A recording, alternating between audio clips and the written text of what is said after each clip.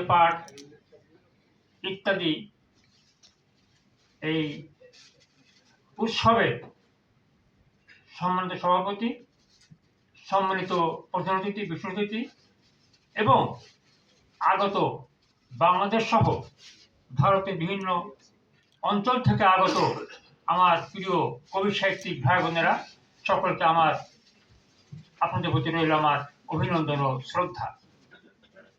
মূলত আমি একটু বলবো সহজে যে আমরা সাহিত্য চর্চা কেন করি। এই জন্য করি যে মানুষের মধ্যে ভ্রাতৃত্ব শ্রদ্ধাবোধ জানানোর জন্য, মানুষ মানুষের জন্য, মানুষের জন্য মানুষ মানুষ হোক, এই মহতি উদ্যোগ নিয়ে, মহতি প্রয়াস নিয়ে আমাদেরকে যেতে হবে। রবি ঠাকুর তার গানে বলেছেন, সবাইকে বাঁচবে ভালো, নইলে তোর মনের কালি ঘুষবে না। কত চমৎকার কথা। আসুন আমরা সকলে মিলে আমরা একই বিরুদ্ধে দুটো ফুল মনে রাখতে হবে।